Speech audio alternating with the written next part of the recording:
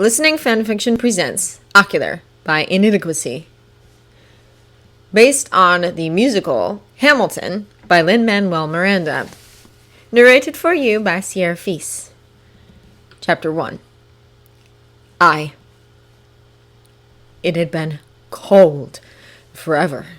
He had been born in the freezing snow with ragged boots and two coats, one with too few buttons to be called a proper coat, and the other that bore far too much resemblance with a baby's blanket.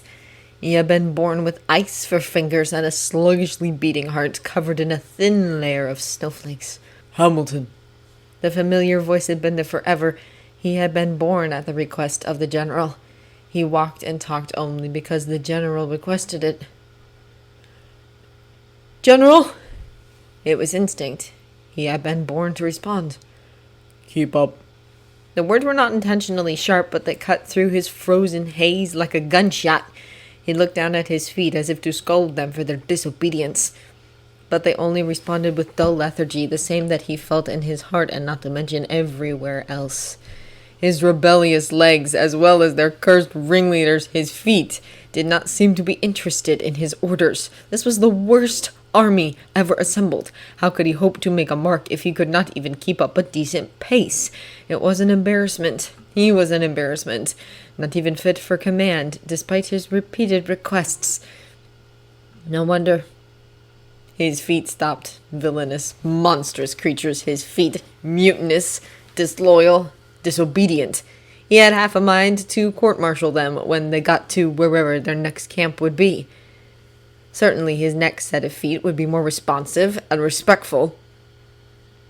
Hamilton? Said the voice, gentler this time.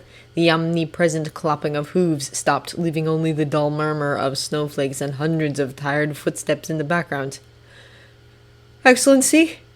He said because that was the default. He was vaguely aware of some plan he had had at some point in the past of which it was a good idea to share with his maker.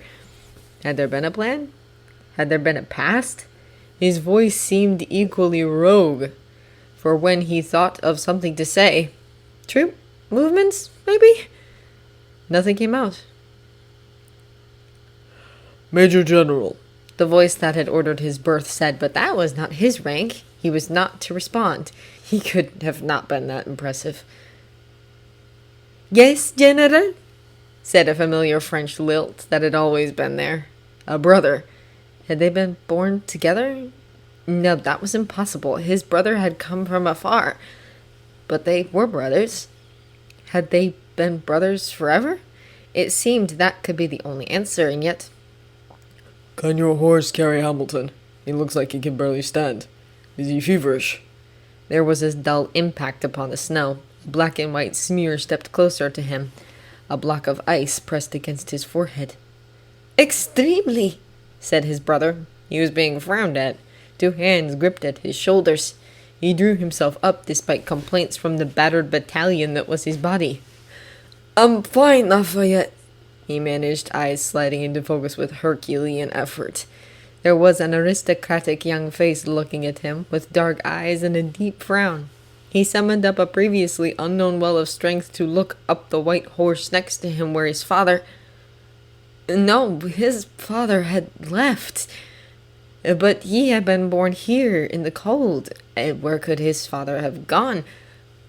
But the hurricane... He sucked in a painfully cold gasp of air. Ice crystallized in his throat and froze his lungs.